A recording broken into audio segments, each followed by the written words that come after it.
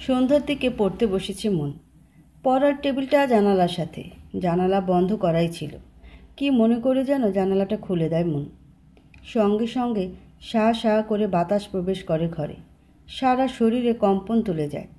এমনিতেই ঠান্ডা পড়ছে খুব, আবার জানালা খুলে দেওয়ায় বাতাসও যোগ হয়েছে। তবুও মনের মন্দ লাগছে না।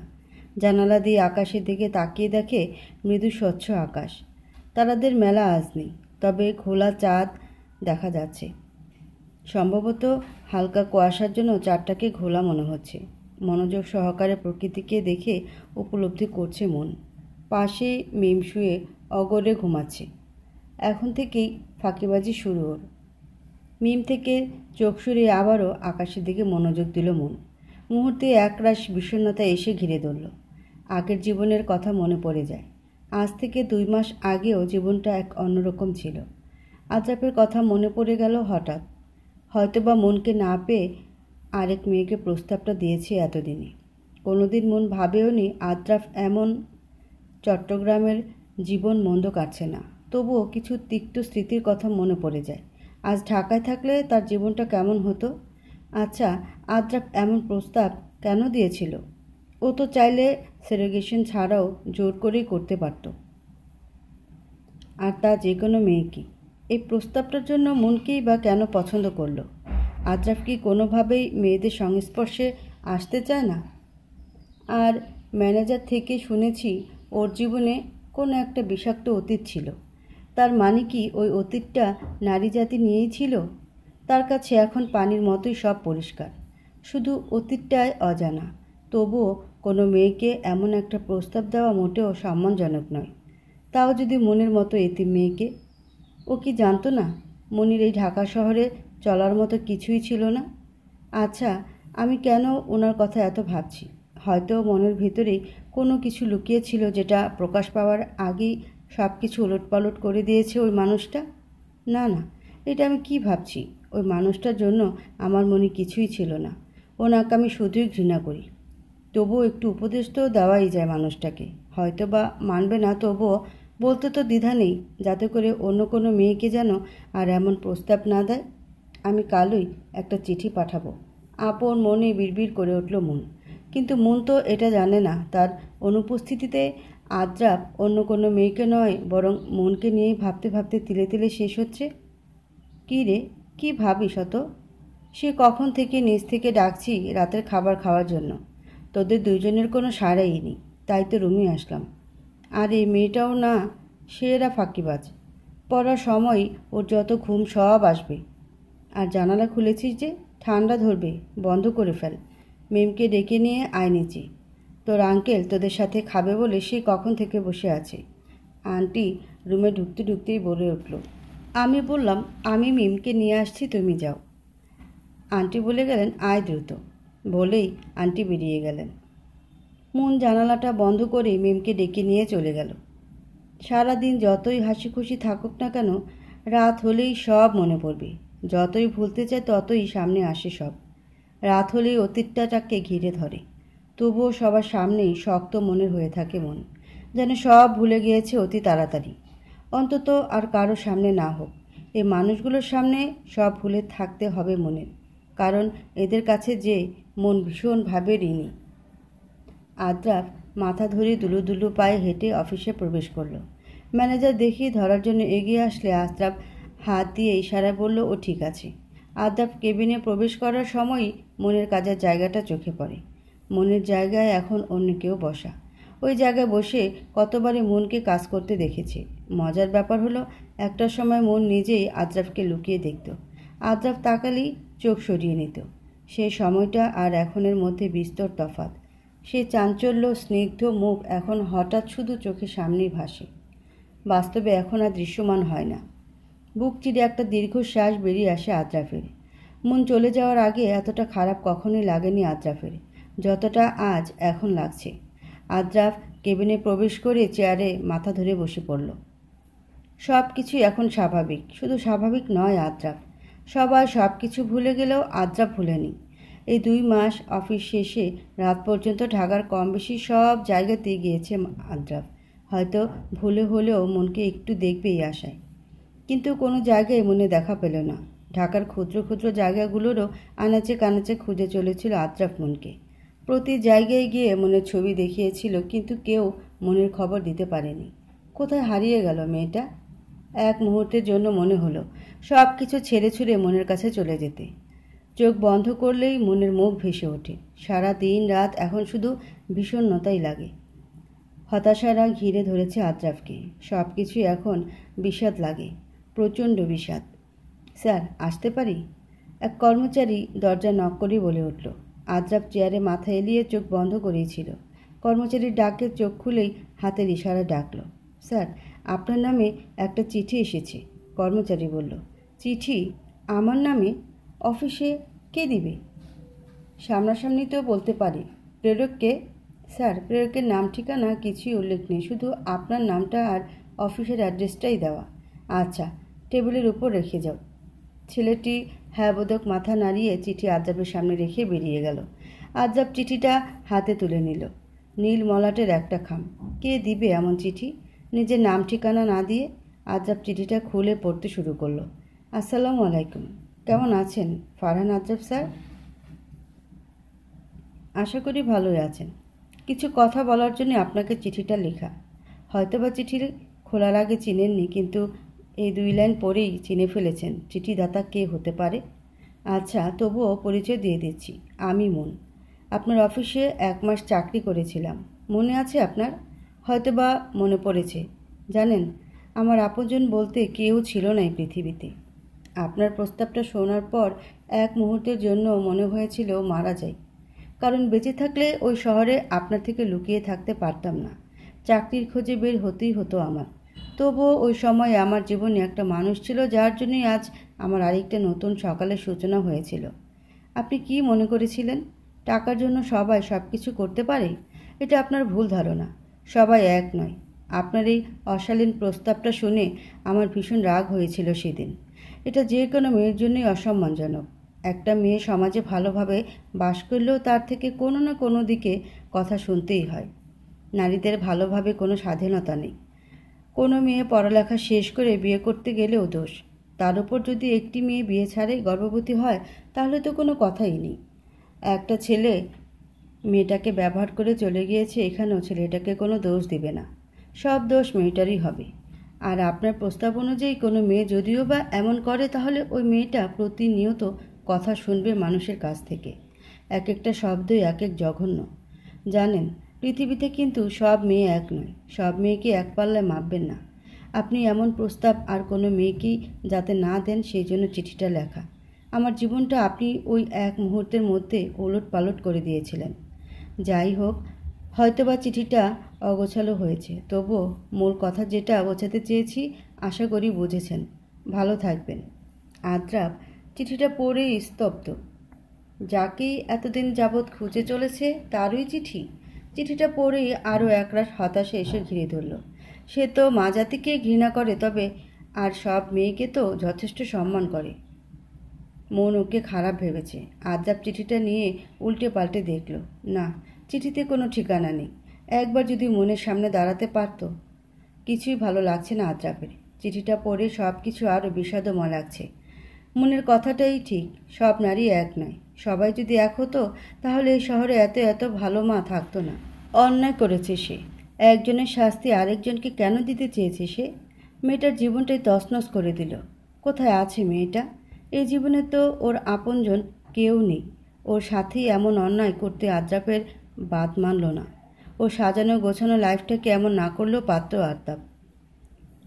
মাথা ধরে বসে পড়ল আদ্রাফ।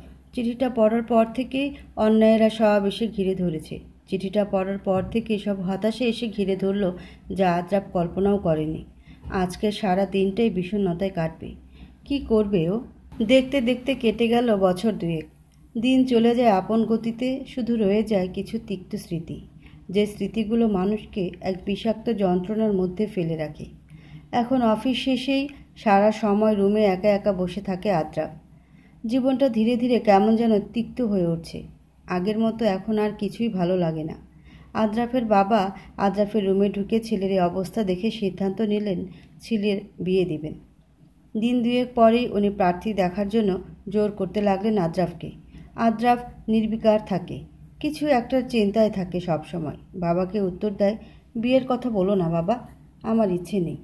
এভাবে একা কতদিন থাকবি? বয়স তো হলো। এই মুহূর্তে বিয়ে করতে প্রস্তুত নই আমি বাবা। সেই 2 বছর ধরে বলে আসছিস তুই প্রস্তুত নেই। তোর প্রস্তুতিটা হবে কখন? বাবা, এসব শুনতে আমার ভালো লাগছে না। বিয়ে কর, নতুন বউকে নিয়ে দেশ বিদেশে ঘুরে বেড়াবি, ভালো লাগবে। বাবা প্লিজ, আমি ঘুমাবো। ছেলের রুম থেকে হতাশ মুখে বেরিয়ে গেল আদ্রাফের বাবা। আদ্রাফ রুমে অন্ধকার করে বসে রইল। সন্ধ্যের পর একটু গিটার নিয়ে বসে। হয়তো গিটারের সুরেই কেউ একজনকে খুঁজে চলে। একাকিত্বতা চারিদিক থেকে এসে চেপে ধরে আদ্রাফকে। জীবনটা তিক্ত হয়ে উঠছে দিন দিন। অফিস, বাড়ি এসবে বিরক্তি এসে গেছে, আর ভালো লাগে না। সব কিছু ছেড়ে ছুড়ে কোথাও যেন চলে যেতে ইচ্ছে করে। কোনো একটা অপরাধ বোধ জেগে ওঠে। এই অপরাধ বোধ কিসের, নিজেকে প্রশ্ন করতেই মনের মুখ ভেসে ওঠে চোখের সামনে। একটা নিষ্পাপ এতিম মেয়ে, নিজের আপন জায়গা হারা আদ্রাফের জন্য কত সুন্দর হাসি খুশি ছিল মেয়েটা। ওর জীবন এক মুহূর্তের মধ্যে উলটপালট করে দিয়েছিল আদ্রাফ। ভেতরটা দগ্ধ হচ্ছে পুরনো যন্ত্রণায়। তার উত্তাপ ছড়িয়ে পড়ছে চারদিকে। নিজের ভুলের জন্যই নিজেকে ধিক্কার জানাতে ইচ্ছে করছে। ঠিক সময়ই তার প্রতিশোধ নিয়ে নেয়, যেমন এখন নিজেই পড়তে হচ্ছে। আজকাল ঘুমের ঘোরে মনের মুখচ্ছবি ভেসে ওঠে। মেয়েটা কোথায় আছে কে জানে। কি নিষ্পাপ পবিত্র মুখ ছিল মেয়েটার, কত চঞ্চল মিষ্টি ছিল। অথচ মেয়েটা সব কিছু ওলটপালট করে দিয়েছে এই আদ্রাফ। ভাবতেই নিজেকে কেমন যেন স্বার্থপর মনে হয়। মনের সাথে একবার দেখা করা দরকার। হয়তো ও এখন আর একা নেই, ওর জীবনে অন্য কেউ এসে গেছে এটা ভাবতেই বুকটা মুচড়ে উঠল আদ্রাফের। যদি এটা সত্যিও হয় তাহলে আদ্রাফ কিভাবে থাকবে ওকে ছাড়া? তবুও এটাই হয়তো আদ্রাফের শাস্তি হবে। মনের জীবন এখানে ভালোই চলে। 1 বছর আগে ও পড়াশোনার পাশাপাশি একটা পার্ট টাইম জব নিয়েছিল। ওইটা দিয়ে এখন ও ওর পড়াশোনা চালিয়ে নেয়। অবশ্য আঙ্কেল আন্টিদের অনেক আপত্তি এটা নিয়ে। ওনারা বলেছেন মিমের মতো করেই আমার সব দেখবে। এমনিতেও অনেক করেছেন এনারা আমার জন্য। অনেক করে বোঝানোর পর রাজি হয়েছেন। এমনি একসাথেই থাকি। আজকে ক্লাসে প্ল্যান হয়েছিল কলেজ থেকে একটা ট্যুর দেওয়ার। ট্যুরের প্ল্যান হচ্ছে চট্টগ্রামের মহামায়া লেক। মিরসরাই উপজেলায় অবস্থিত এটা। রাঙ্গামাটি কাপ্তাই লেকের পরে বাংলাদেশের অন্যতম বৃহত্তম লেক এটা। আঙ্কেল আন্টিদের বলার পর প্রথমে রাজি হয়নি, পরে বলেছেন সম্পূর্ণ যেন কলেজের আওতায় থাকি, এদিক ওদিক বেশি না যাই। সামনের 20 তারিখ আমাদের ট্যুর। ও হ্যাঁ, বলতে ভুলেই গিয়েছি, এখন আমরা 3 বেস্ট ফ্রেন্ড। দিমানের সাথে ওই দিনের পর থেকে ভালোই বন্ধুত্ব হয়ে গিয়েছে। সব রেডি, এখন শুধু যাওয়ার পালা। মিম বলে উঠল, শেষ পর্যন্ত তাহলে যাচ্ছি আমরা। থাই গ্লাসের কাজ গলে সূর্যের রোদের আলো আদ্রাফের বিছানায় এসে গাফটি মেরে বসেছে। লেপের ভেতর থেকে মাথা বের করেই চোখ বন্ধ করেই আড়ামোড়া ভাঙে আদ্রাফ। আস্তে আস্তে চোখ খুলে জানালার দিকে তাকিয়ে একটা হাই তোলে। কাল রাতে এসেই শুয়ে পড়েছিল। অনেক মাস পর শুভ্র আর বাকি বন্ধুরা একটা পার্টির আয়োজন করেছিল, সেই সুবাদে ওখানে যাওয়া। জানালার পর্দাও দিতে মনে ছিল না, যার দরুন ঘরে সূর্যের আলো প্রবেশ করতে পেরেছে।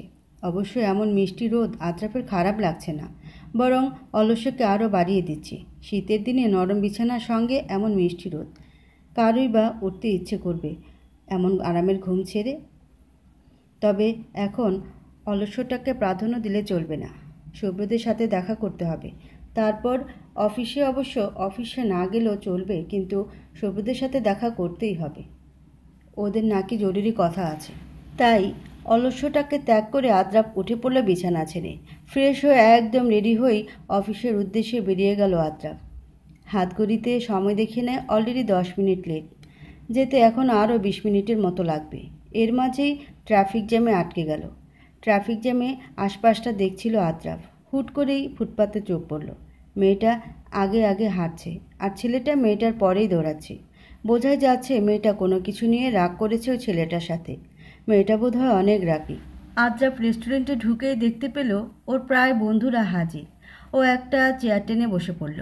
শুভ্র ওকে দেখে বলল, মন খারাপ নাকি তোর? না, আমি ঠিক আছি। বল তোরা, কি এত জরুরি কথা?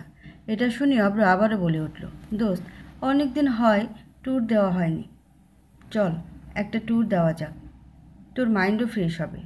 আদ্রাফ চেয়ারে বেঁকিয়ে বসেছিল। এই কথা শুনে সোজা হয়ে বসল। ওর নিজেরও ইচ্ছে হলো ওদের সঙ্গ দেওয়ার। অন্তত মাইন্ডটা ফ্রেশ হবে আর মনের ভূতও মাথা থেকে নামবে কিছু সময়ের জন্য হলেও। আদ্রাফও ওদের সম্মতি দিয়ে বলল, তা ঠিক বলেছিস, বল ট্যুরের প্ল্যান কোন জায়গায়? অনেক জায়গায় তো ঘুরলাম, এবার না হয় চট্টগ্রামে কোথাও ট্যুর দিই। আহান উৎসুক হয়ে বলে উঠল, হ্যাঁ তা ঠিক বলেছিস, এবার চট্টগ্রামেই হয়ে যাই ট্যুর। মিলন বলে উঠল, তা চট্টগ্রামের কোন পিকনিক স্পটে ঘোরার প্ল্যান করেছিস? আদ্রাফ সম্মতি জানিয়ে বলে উঠল, চট্টগ্রামের মহামায়া লেকেই যাই এবার। শুভ্র বলে উঠল। সবাই সম্মতি জানালো। তাহলে 19 তারিখ রাতেই আমরা গাড়ি উঠছি। 20 তারিখ ওখানে মহামায়া লেকে পারফেক্ট টাইমে পৌঁছে যাব। শুভ্র বলল। সবাই সম্মতি জানিয়ে আড্ডা শুরু করে দিল। মূলত এই ট্যুরটা আদ্রাফের জন্যই করেছিল শুভ্র, যাতে করে আদ্রাফের মন মানসিকতা একটু ফ্রেশ হয়। 19 তারিখ যথাসময়ে আদ্রাফ, শুভ্র আর বাকিরা সবাই স্টেশনে পৌঁছালো। সকালেই পৌঁছে গেল ওরা সবাই চট্টগ্রামে। তারা সবাই গাড়ি থেকে নেমেই একটা রেস্টুরেন্ট থেকে নাস্তা সেরে হোটেলে গেল একটু ফ্রেশ হওয়ার জন্য। মূলত হোটেল অনলাইনে আগে থেকে বুক করে রেখেছিল শুভ্র। সবাই এক এক করে হোটেলের শো রুমে গিয়ে ফ্রেশ হয়ে নিল। তারপরে এক এক করে সঠিক টাইমে বের হয়ে এলো মহামায়া লেকের উদ্দেশ্যে। অন্যদিকে মৌন আর মিম দুজনেই অনেক এক্সাইটেড, কারণ অবশেষে অনেক দিন পর তাদের স্বাদের দিনটা আসলো। মিম তো সেই খুশি। বাসা থেকে বের হওয়ার সময় আঙ্কেল আর আন্টি বারবার করে বলে দিয়েছে যাতে করে আমরা যেন আজেবাজে কোনো জিনিস না খাই আর ওই এরিয়া থেকে যেন বের না হই, কলেজের আওতায় থাকি সব সময়। আর আমরাও হ্যাবোদক মাথা নেড়ে সব বুঝে নিলাম আর বেরিয়ে গেলাম, কারণ কলেজে বলে দিয়েছিল যাতে দেরি না করি। অবশেষে মহামায়া লেকের উদ্দেশ্যে কলেজ গাড়ি ছেড়ে দিল। আহা, কি এক অনুভূতি! আর অন্যদিকে আদ্রাফরাও প্রায় কাছাকাছি চলে এলো মহামায়া লেকে। মহামায়া লেক একটি প্রাকৃতিক লেক। বিশাল এলাকা জুড়ে পাহাড়ি লেকের পানি দিয়ে এই এলাকা গঠিত। এখানে রয়েছে পাহাড়ি গুহা, রাবার ড্যাম এবং ঝর্ণা। মুহুরী নদী ফেনী জেলা এবং নোয়াখালী জেলা থেকে এটিকে আলাদা করেছে। এটিকে চট্টগ্রামের প্রবেশদ্বারও বলা যায়। কিছুক্ষণই হলো আদ্রাফেরা এসে পৌঁছেছে। গাড়ি থেকে নেমেই গেট থেকে ইকো পার্কের টিকিট কেটে ঢুকে পড়ল ওরা সবাই। ইকো পার্ক থেকে সরু পাহাড়ি রাস্তা দিয়ে 10 মিনিট হাঁটতেই সেই কাঙ্ক্ষিত জায়গা মহামায়া লেকে পৌঁছালো ওরা সবাই। আমাদের গাড়ি মাত্রই এসে পৌঁছালো সেই কাঙ্ক্ষিত জায়গায়। অবশ্য গাড়ি পুরোপুরি মহামায়া লেকে যায় না, একটা পার্ক থেকে 10 মিনিট হাঁটতেই মহামায়া লেকে পৌঁছা যায়। আমরা গাড়ি থেকে নামতেই ইকো পার্কে ঢুকলাম। ইকো পার্কে ঢুকতেই চারপাশে সবুজ নিপবনে নিজেকে আবিষ্কার করে এক স্বর্গীয় মতন অনুভূতি অনুভব করলাম। আশেপাশে মাঝারি উচ্চতার পাহাড়, মাঝখান দিয়ে চলে গিয়েছে মহামায়া লেকে যাবার রাস্তাটি। আমরাও সেই রাস্তা অনুযায়ী চলতে লাগলাম। রাস্তা ধরে 10 মিনিট হাঁটতেই মহামায়া লেক পৌঁছে গেলাম। মহামায়া লেক এক অপূর্ব সুন্দর জায়গা, যেটি নিজের চোখে না দেখলে সৌন্দর্য কোনোদিনও বোঝা সম্ভব না। যেন কোনো শিল্পী সুনিপুণ হাতের রং তুলিতে আঁকা কোনো ছবি। এতটাই সুন্দর, চারদিকে হালকা সবুজাভ স্বচ্ছ পানি, পানির ওপর চারদিকে সবুজ পাহাড়ের প্রতিচ্ছবি। অসাধারণ প্রতিটি দৃশ্য, বর্ণাতীত সেই অনুভূতি। লেকের পাড়ের নির্মল বাতাস আমার শরীর ও মনকে মুহূর্তের মধ্যেই সতেজ করে তুলল। মহামায়া লেকের আরেকটি মূল আকর্ষণ হলো কায়াকিং। পাহাড়ে ঘেরা লেকে কায়াকিং করার মজাটা একদম মিস করা যাবে না। কায়াকিং করার সময় লেকের ঠিক মাঝে গিয়ে চোখ বন্ধ করে দুহাত পাখির মতো মেলে কিছুক্ষণের জন্য হারিয়ে গিয়েছিলাম। মনে হচ্ছে যেন সময়টা থেমে যাবে, মস্তিষ্ক হয়ে যাবে ভারশূন্য। প্রকৃতির ভয়ানক স্নিগ্ধতা যেন গ্রাস করেছে। প্রকৃতি যে কতটা রহস্যময় সেটার কিছুটা হলেও হয়তো উপলব্ধি করতে পেরেছি। সেই সময় আদ্রাফের কায়াকিং করে নেমেছে মাত্র। হঠাৎ মনে হলো ওই দূরের ভোরটাতে পাখির মতো ডানা মেলে মনের মতো কেউ একজন বসে আছে। অবশ্য পুরোটা চেহারাই অস্পষ্ট। আদ্রাফ নিজেই নিজের মাথায় বাড়ি দিল। মস্তিষ্কের সাথে সাথে চোখগুলো হয়তো গিয়েছে। মনের কথা ভাবতে ভাবতে যাকে তাকে মনের মতো মনে হচ্ছে। এসব ভাবতে ভাবতেই আদ্রাফরা ঝর্ণার পথ ধরে হাঁটা ধরল। কায়াকিং শেষ করে এখানে একটা ঝর্ণা আছে, ওই ঝর্ণা অনুসারে হাঁটতে লাগলাম আমি, মিম আর দিমান, আর পেছনে আরও কিছু একই ক্লাসের শিক্ষার্থীও আসছে। আমরা হাঁটতে হাঁটতে ঝর্ণার ধারে চলে আসলাম। পাশে একটা ছোটোখাটো কুপড়ি টাইপ দোকান আছে। মুন, মিম আর দিমানরা বাদাম চিলতে চিলতে খেতে খেতেই গল্প করছিল। কথা বলার মাঝখানেই মিমের কাশি উঠে যাওয়ার কারণে মুন মিমের কাছে দিমানকে রেখেই ওই দোকান থেকে পানি আনতে গেল। পানির বোতল নিয়ে আসার সময় কেউ একজনের সাথে ধাক্কা খেয়ে কোনো মতে নিজেকে সামলে দুঃখিত বলেই তাড়াহুড়ো করে মিমের কাছে এসে পানি খাওয়ানোর পরেই একটু সুস্থ বোধ করল মিম। আর এদিকে আজব যেন নিস্তব্ধ। এটা কি? ওর ভ্রম নাকি সত্যিই মন ছিল এটা? কিন্তু ভ্রম কিভাবে হবে? এটা স্পষ্ট মনেরই কণ্ঠ ছিল। এত মাস ধরে যাকে খুঁজে চলেছে সে আজ এখানেই। ওর চোখের সামনে দিয়ে গেল। আজব যেন বাকহারা। কী করবে ও ভেবে পাচ্ছে না। এটা সত্যিই মন? আজব দ্রুত পেছন ফিরে দেখল কেউ নেই ওখানে। কিন্তু ও দেখেছে, মনকে স্পষ্ট দেখেছে, আজব যেন একটা ঘোরের মাঝে আছে। ও আসছিল পানির বোতলের জন্য দোকানে। যে কাজের জন্য আসছিল ওইটা না নিয়েই ও আবারও বন্ধু মহলে ফেরত গেল। আজরাবকে এত তাড়াতাড়ি আর খালি হাতে ফিরে আসতে দেখেই শুভ্র বলে উঠল, কী রে, এত তাড়াতাড়ি ফিরে এলি যে? আর পানির বোতলই বা কই? আমি তো নিজে গিয়ে আনতে চেয়েছিলাম, তুই তো আমাকে যেতে না দিয়ে নিজে গেলি, এখন খালি হাতে কেন? আজরাব কাঁপা কাঁপা কণ্ঠে বলে উঠল, মনকে দেখেছি। কি? কোন মন? ও মন, তুই সত্যি বলছিস? আরে দূর, এটাও হয়তো তোর ভ্রমই হবে। এই 2 বছরেই তুই প্রতি জায়গায় মনকে দেখিস, কিন্তু সামনাসামনি এটা অন্য কেউ। এবারে এমন কিছু দেখছিস। আজরাফ, এই সব কিছুই তোর ভ্রম। আমি বিশ্বাস করতে পারছি না মন এই জায়গায় আছে। এটা শুভ্রর এবার আজরাফকে সিরিয়াসভাবে নিল। তাই শুভ্র আজরাফকে বলল, কোন জায়গায় দেখেছিস চল। আজরাফ ওকে দোকানের সামনে যে জায়গায় মন ধাক্কা খেয়ে পড়ে যেতে চেয়েছিল সেই জায়গায় নিয়ে আসলো। নিয়ে এসে শুরু থেকে শেষ পর্যন্ত সব বলল। আজরাফ দোকানে আসতেই মেয়ে একটা তাড়াহুড়ো করে বের হতে গিয়ে হাতের পানির বোতলটা নিচে পড়ে গিয়েছিল। এরপর আজরাফকে দুঃখিত বলে খেয়াল না করে চলে গিয়েছিল। আজরাফ প্রথমে ভ্রম মনে করে দাঁড়িয়েছিল, কিন্তু এরপর যখন পিছনে ফিরল তখন নাকি আর দেখেনি মেয়েটাকে। শুভ্র আজরাফের মুখ থেকে এসব শুনেও বিশ্বাস করতে পারল না, কারণ গত 2 বছর ধরেই আজরাফ মনের মতো মেয়ে দেখেই চলেছে, কিন্তু একবারও সত্যি হয়নি এটা। শুভ্রর মাঝে মাঝে অনেক আফসোস হয় যে তার এই ভাইয়ের মতো বন্ধুটা মানসিকভাবে এতটা বিপর্যস্ত কিভাবে হলো। পুরো বিজনেসের সবাই আজরাফকে প্রচুর সম্মান করে, শ্রদ্ধার চোখে দেখে, কিন্তু তারা তো শুধু বাইরের আজরাফকে দেখছে, ভিতরের আজরাফকে তো কেউ দেখছে না। বাইরে যতটাই শক্ত গম্ভীর থাকুক না কেন, এই মানুষটা ভেতরে অনেক নরম মনের। এই 2টা বছর তো মানসিকভাবে একেবারে ভেঙে পড়েছে আজরাফ, শুধু শুভ্রর সামনেই ভেঙে পড়ে। শুভ্রর অনেক খারাপ লাগে। যদি এই ভাই সমান মানুষটার জন্য কিছু করতে পারতো, যদি পারতো মনকে আজরাফের সামনে এনে ওর ভুলগুলো ভাঙিয়ে দিতে। তাই এবারও শুভ্র এটা আজরাফের ভ্রম বলে উড়িয়ে দিতে চেয়েছিল, কিন্তু অদূরেই কেউ একজনকে দেখে তার চোখ আটকে গেল। তাহলে কি আজরাফ সত্যিই বলেছিল এবার? এটা সত্যিই মন? তার মানে মন কি আজরাফ থেকে লুকিয়ে চট্টগ্রামে চলে এসেছিল? এখন এসব ভাবার সময় নয়। শুভ্র দ্রুতই ওইদিকে হাঁটা লাগালো। আজরাফ মনে করলো প্রতিবারে না এবারও শুভ্র আজরাফের এই কথাটাকে ভ্রম মনে করে গ্রাহ্য না করে হাঁটা লাগালো। তাই আজরাফ ও শুভ্রকে পেছন দিকে ফেলে উল্টো পথ ধরে বন্ধুমহলে যাওয়ার উদ্দেশ্যে পা বাড়ালো। শুভ্র সামনে গিয়েই দেখতে পেল মন আর আরেকটা মেয়ে আর ছেলে।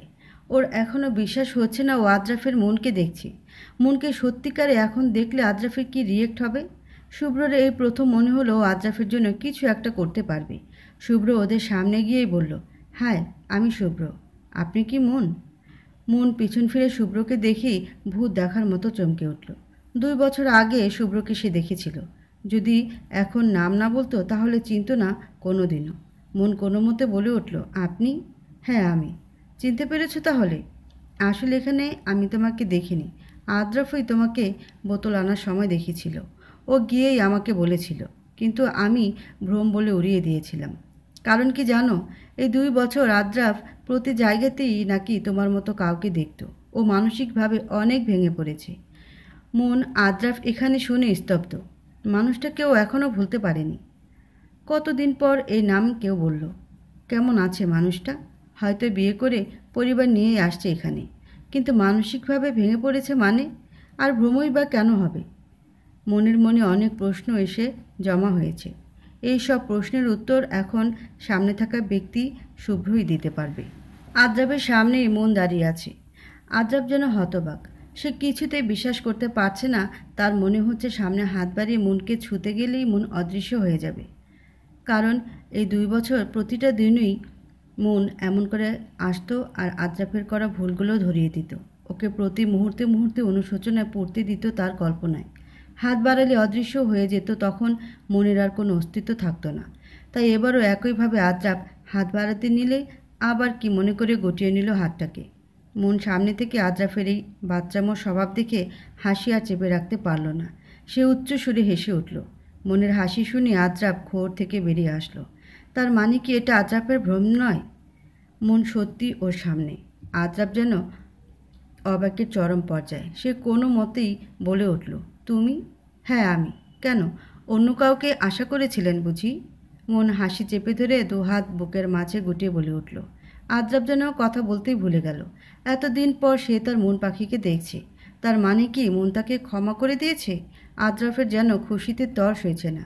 এই যে কই হারিয়ে যাচ্ছেন কিছুক্ষণ পর পর? নাকি কল্পনায় সংসার টংসার বাচ্চা কাচ্চা নিয়ে ভেবে ফেলছেন? আদ্রাফের কাশি উঠে গেল এই কথা শুনে। এই 2 বছরেই লাজ লজ্জা সব খেয়ে ফেলেছে এই মেয়ে।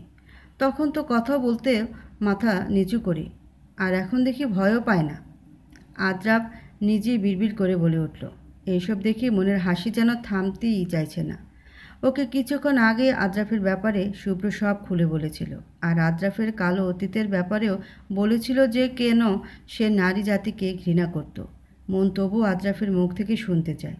সে আদ্রাফের এই বিশ্বাস ভঙ্গ করবে, দেখিয়ে দেবে সব নারী এক নয়। তার সব প্রশ্নের উত্তর পেয়ে গিয়েছে শুভ্রর কাছ থেকে। শুভ্র তাকে এও বলেছে যে আদ্রাফ ওকে ভালোবাসে। এখন শুধু আদ্রাফের বিশ্বাস অর্জনের পালা। শুভ্র, মিম আর বাকিরা কেউ এখানে নেই। তারা সবাই অন্যদিকে ঘুরছে। এখানে শুধু মন আর আদ্রাফ হয়ে আছে। তারা এখন ছোট্ট 2টা পাথরের উপর বসে আছে। পাশেই ঝর্ণার পানির কলকল ধ্বনি শোনা যাচ্ছে। মন আদ্রাফের দিকে তাকিয়ে দেখল সে এক ধ্যানে সামনে পানির দিকে তাকিয়ে আছে। মনও আর বিরক্ত করল না। সেও চুপচাপ বসে আছে ওদূরেই তাকিয়ে। কোথায় হারিয়ে গিয়েছিলে এই 2 বছর? আদ্রাফ আগের ন্যায় ওই দিকেই তাকিয়ে বলল। মন আদ্রাফের কথায় ওর দিকে তাকালো। আপনার জন্য থাকতে পারছি ওই জায়গায়। আদ্রাফ এই কথার জবাবে আর কিছু বলতে পারল না। আবারও আগের অপরাধবোধ জাগ্রত হয় ও লজ্জায় কুঁকড়ে গেল। মন এটা বুঝতে পেরে নিজেকে নিজেই গালি দিল। কেন শুধু শুধু এসব বলতে গেল বেচারাকে? সব কিছু জেনেও আদ্রাফকে আবারও না চাইতে কষ্ট দিয়ে ফেলল। জানো, এই 2 বছর ঢাকার পুরো আনাচে কানাচে তোমায় খুঁজেছি, কিন্তু পাইনি। আমি তো আশাই ছেড়ে দিয়েছিলাম যে তোমাকে আমি হারিয়ে ফেলেছি। প্রতিদিন তুমি আমার কল্পনায় আসতে। আজকেও তোমাকে দেখার পর আমি মনে করেছিলাম এই 2 বছরে নয় আজও এটা আমার ভ্রম, যেন ছুঁয়ে দিলে অদৃশ্য হয়ে যাবে। এই কথার জবাবে মন আর কিছু বলল না। 2 মাস পর দিন চলে যায় নিজের মতো করে। এখন সব কিছুই ঠিকঠাক।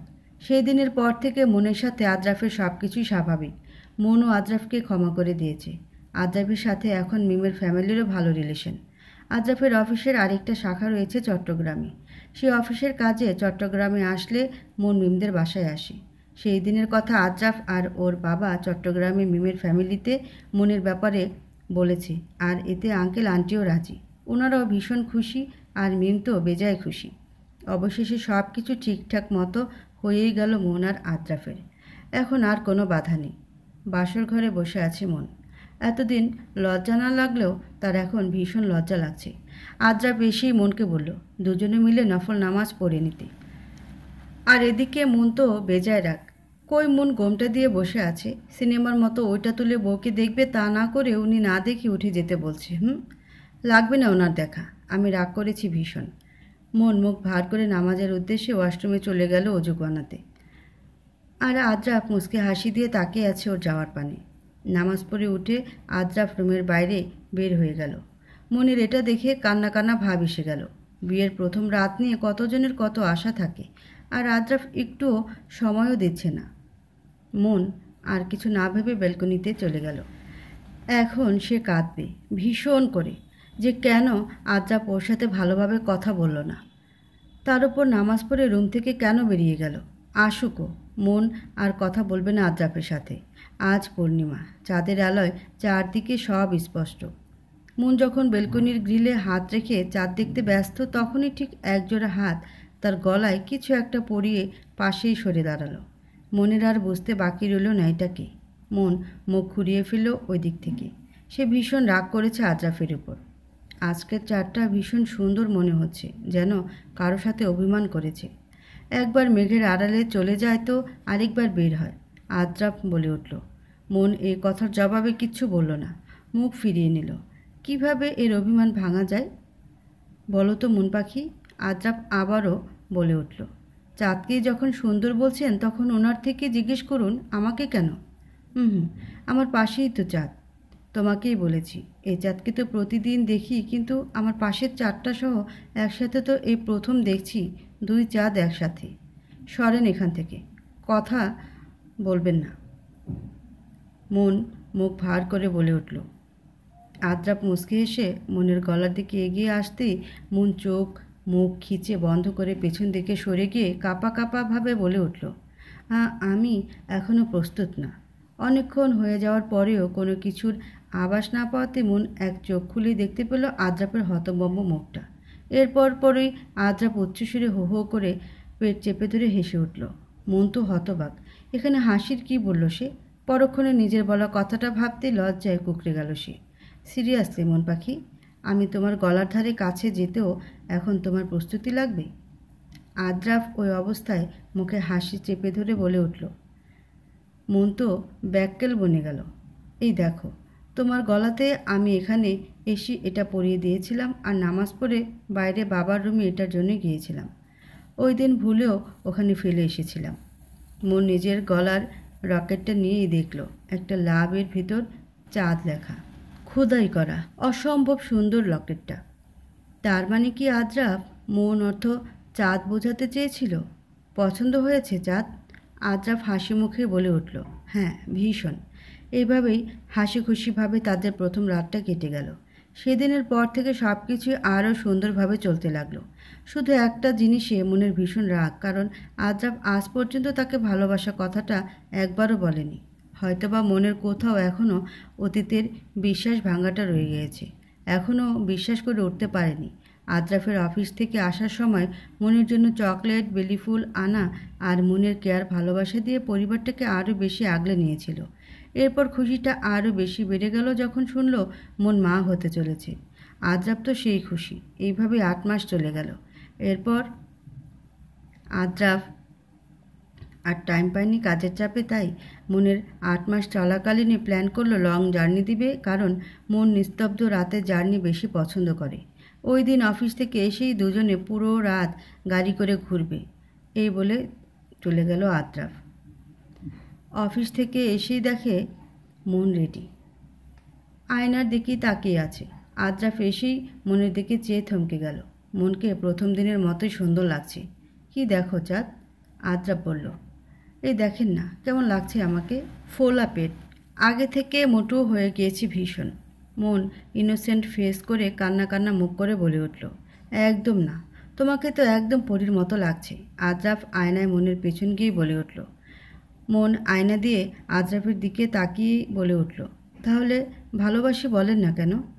আদ্রাফ কিছু না বলেই মনকে সহ বের হতে বলে বেরিয়ে গেল। আদ্রাফের ভালোবাসি বলতে কোথাও একটা যেন বাধে, না হলে ও প্রচুর দেখতে পারে মনকে। মনও উঠে আদ্রাফের পাশের সিটে উঠলে আদ্রাফ গাড়ি ছেড়ে দিল। কিন্তু কে জানে, আজকের রাতটাই ওদের সব কিছু এক নিমিষেই চুরমার করে দিবে। দেখা যাক কি হয়। সবার জীবনে খারাপ সময় আসা ভালো। এই খারাপ সময়টা এসে আমাদের অনেক কিছু বুঝিয়ে দিয়ে যায়, তেমনি আদ্রাফের জীবনে এই সময়টা এসে শিখিয়ে দিয়ে গেল যে থাকা সে শত বাধা পেরিয়েও থাকবে, আর যে চলে যাওয়ার সে রাজপ্রাসাদ থেকেও চলে যাবে।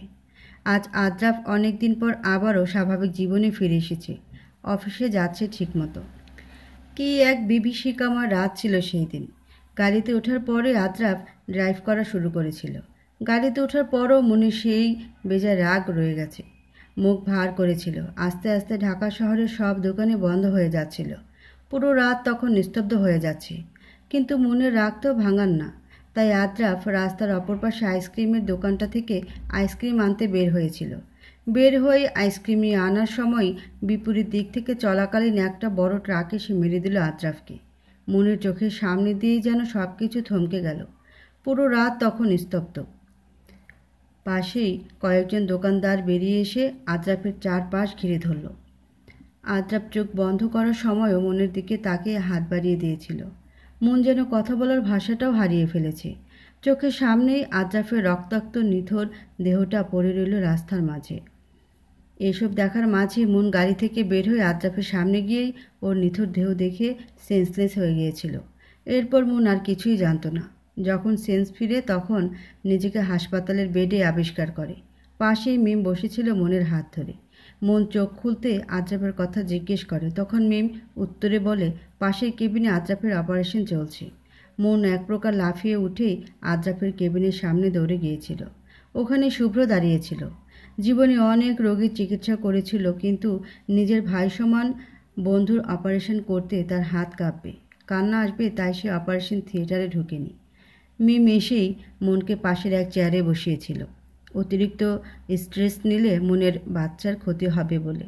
অপারেশন শেষে ডাক্তার বের হয়ে বলেছিল আদ্রাফের সুস্থ হতে অনেক দিন লাগবে। কথাও বলতে আস্তে আস্তে সময় নিতে হবে। পা ভেঙে গিয়েছিল, হাঁটাচলা করতে পারবে না, আপাতত বেড রেস্টে থাকতে হবে।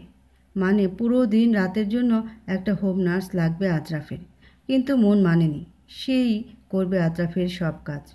সেদিনের পর থেকে মন তার ভারী পেট নিয়েও আদ্রাফের সব কাজ করত।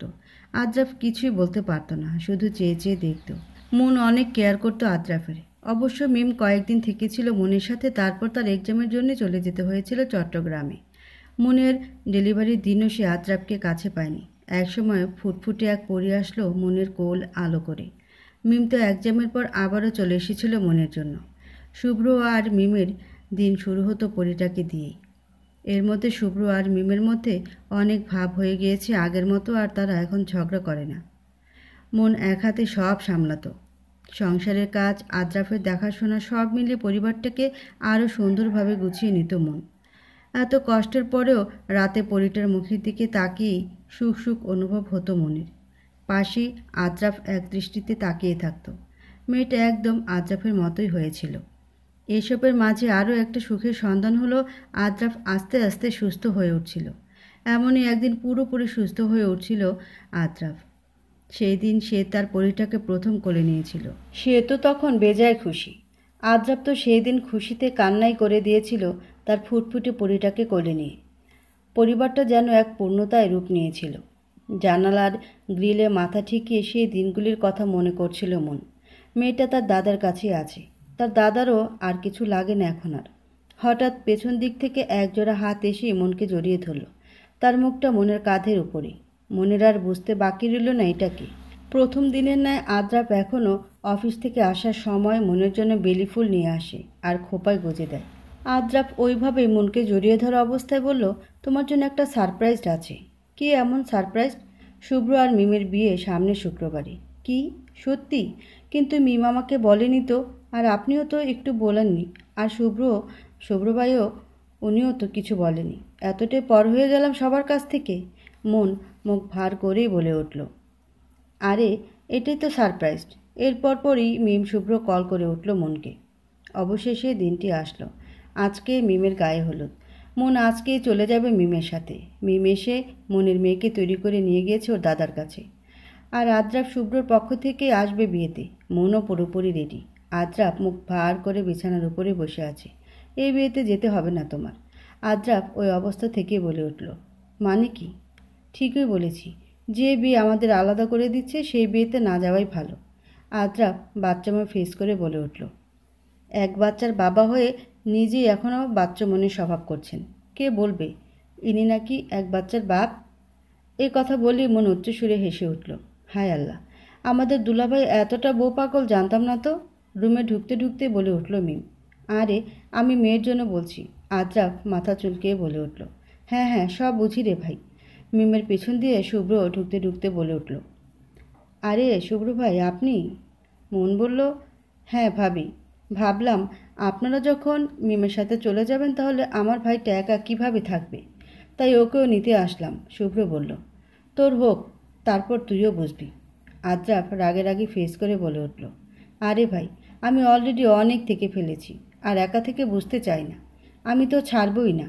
মিমির দিকে চোখ টিপে বলে উঠল, হয়েছে, এবার চলেন সবাই, মন বলে উঠল।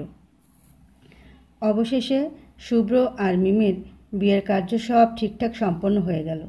বিয়ের পরপরই আদ্রাফ মনকে নিয়ে চলে আসলো বাসায়। রাতে মনবাবুকে ঘুম পাড়িয়ে ঠিকঠাকভাবে সব গুছিয়ে রাখছিল। এমন সময় আদ্রাফ এসে মনের চোখ বেঁধে দিয়ে কোলে তুলে নিল।